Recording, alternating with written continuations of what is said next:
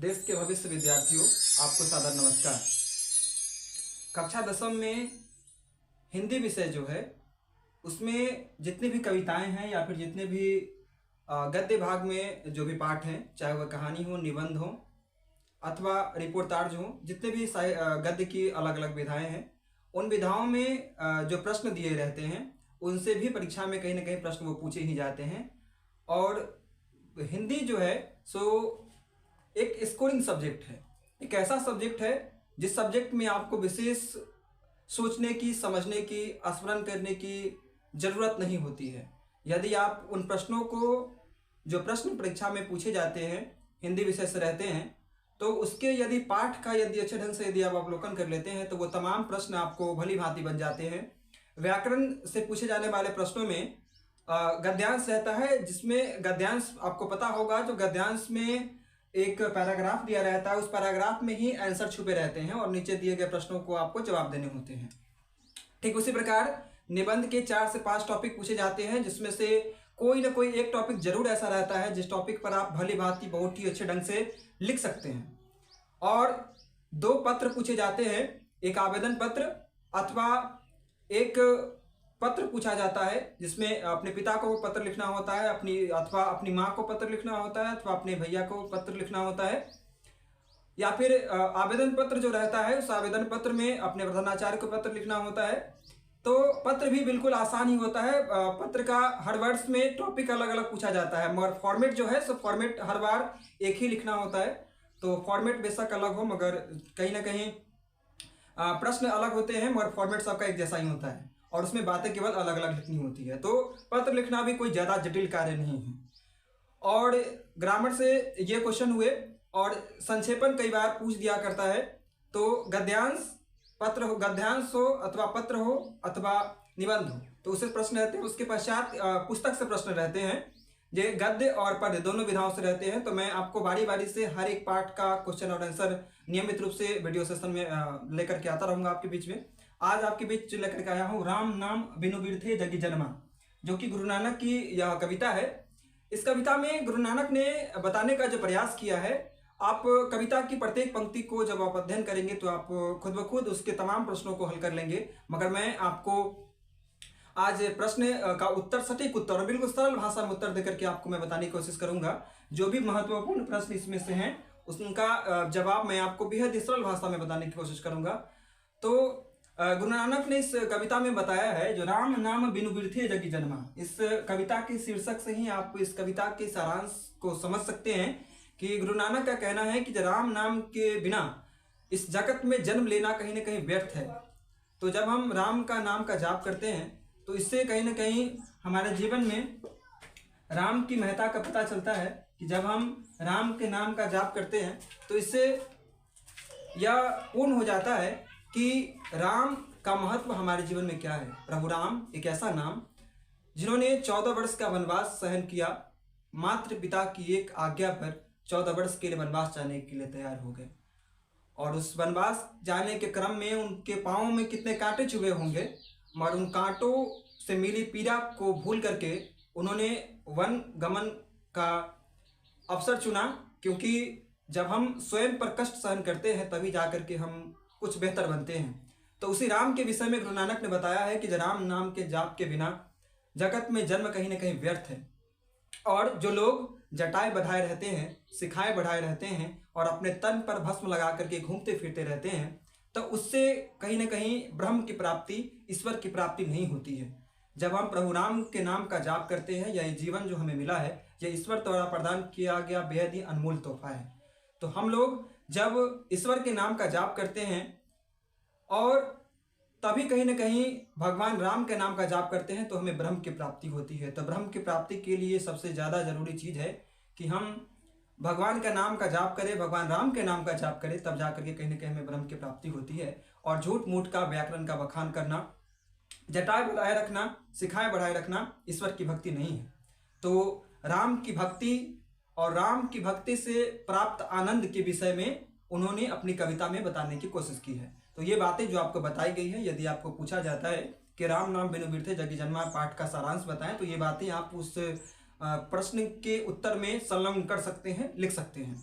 तो मैं आपको बारी बारी से प्रत्येक प्रश्नों का जो प्रश्न इस पुस्तक में पूछे जाएंगे, इस पाठ से पूछे जाएंगे, उसका मैं बताने जा रहा हूँ।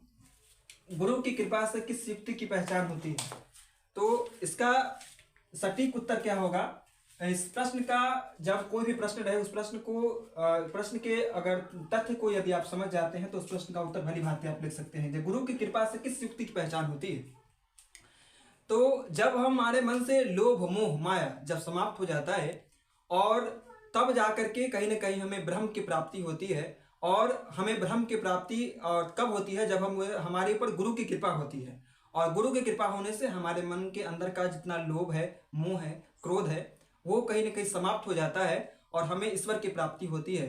तो ईश्वर की प्राप्ति का साधन है गुरु का ज्ञान। तो गुरु की कृपा जब हमारे जीवन में होती है तो हमें ब्रह्म की प्राप्ति होती है। तो इस प्रश्न का सटीक उत्तर यह होगा। और दूसरा प्रश्न है, जो नाम कीर्तन के आगे कवि किन कर्मों की व्यर्थता सिद्ध करता है? इस प्रश्न के कहने का तात्पर्य है कि नाम कीर्तन के आगे कवि किन कर्मों की व्यर्थता सिद्ध करता है। तो लिखेंगे, जो कवि नाम कीर्तन के आगे उन कर्मों की व्यर्थता सिद्ध करता है जिन कर्मों में शिखाएं बढ़ाना, जटाएं बधाना, तन पर भस्म लगा करके घूमना, हाथों में कमंडल लेकर के घूमना, त्रिशूल लेकर के घूमना, ये सभी कर्म कहीं न कहीं कवि गुरु नानक ने व्यर्थ माना है जब इन कर्मों को किया जाता है और भगवान राम का नाम का जाप नहीं लिया जाता है। तो ये सभी कर्म, जटाएं बढ़ाना, घूम घूम करके व्याकरण का बखान करना, तो ये सभी कर्म कहीं न कहीं व्यर्थ है भगवान राम का नाम न लेकर के। तो भगवान राम के नाम का जाप करना ही असली भक्ति कहीं ना कहीं है। और झूठ मूठ के जटाएं बढ़ा करके रखना, अपने शरीर पर पूरे भस्म लगा करके रखना, तो ये सभी कर्म कहीं ना कहीं उन्होंने व्यर्थ माना है। तो इसका उत्तर यह होगा। तीसरा क्वेश्चन है, गुरु नानक की दृष्टि में ब्रह्म का निवास कहाँ है?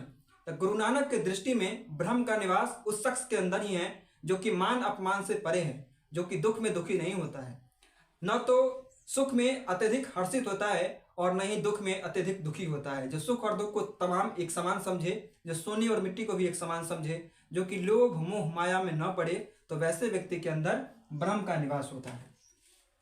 तीसरा क्वेश्चन है, जो हरि रस से कवि का अभिप्राय क्या है?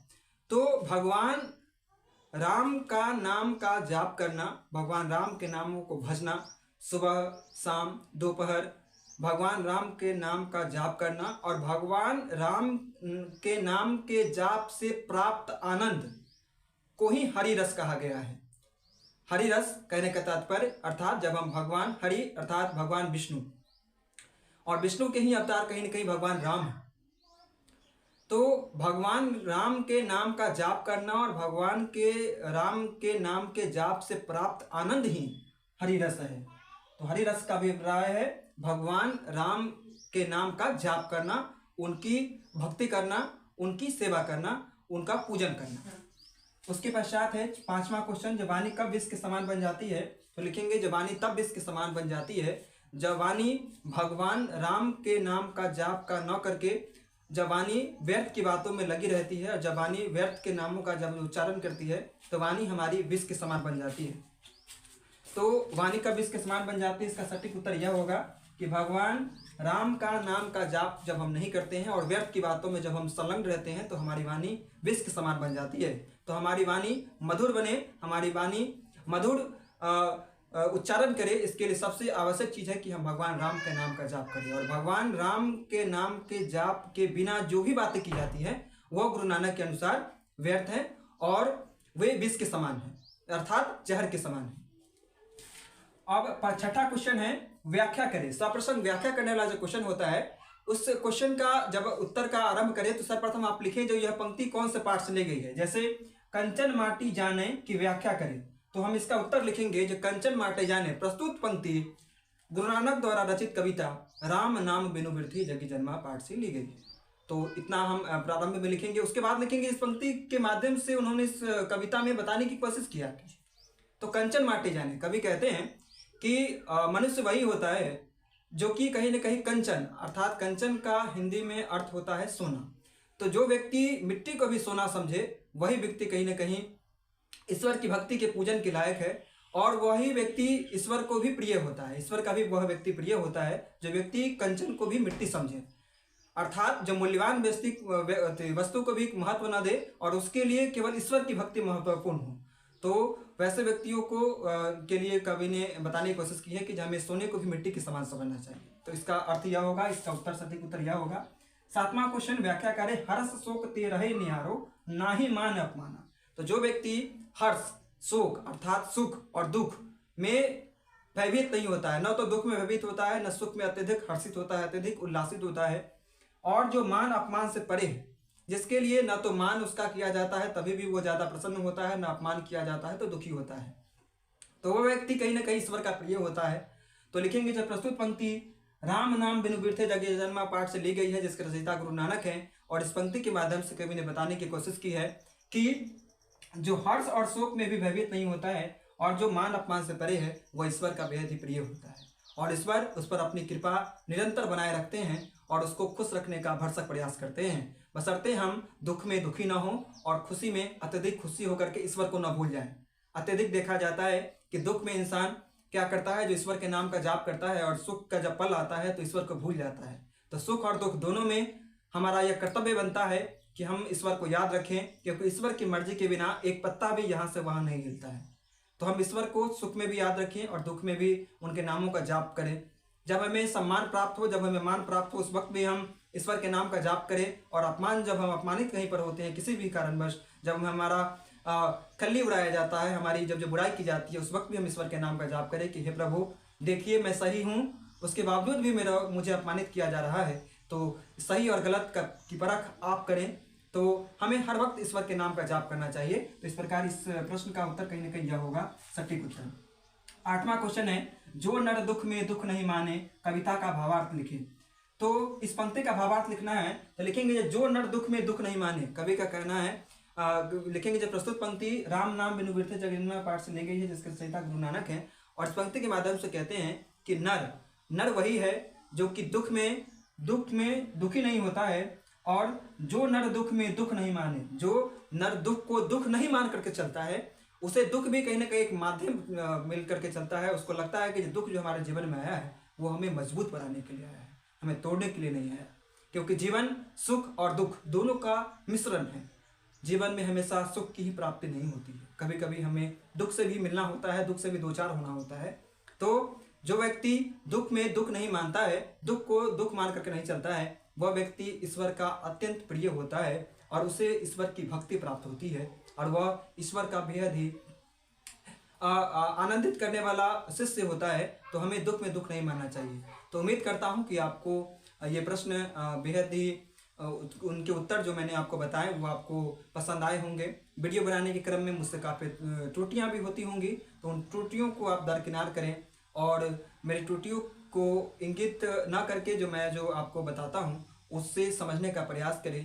यूट्यूब पर वीडियो की भरमार है, तमाम अच्छे गुरुजन हमारे बताने का भरसक प्रयास करते हैं, अपना कीमती वक्त देते हैं आप सब विद्यार्थियों के लिए।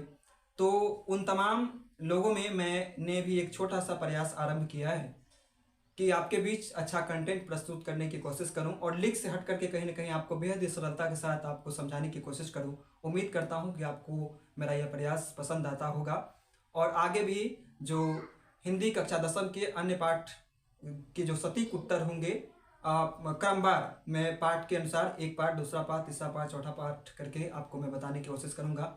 और तब तक के लिए धन्यवाद, आपको सादर नमस्कार। आप सब मन से पढ़िए, आपके पास जो समय है उस समय का सदुपयोग कीजिए। समय का सदुपयोग यदि आप आज करते हैं तो आपका भविष्य निश्चित रूप से बेहतर होगा और आपका भविष्य बेहद ही स्वर्णिम होगा। और जिस दिन आपका परीक्षा परिणाम आएगा उस दिन आपको स्वयं पर गर्व होगा, आपके माता पिता को आपके ऊपर गर्व होगा। धन्यवाद।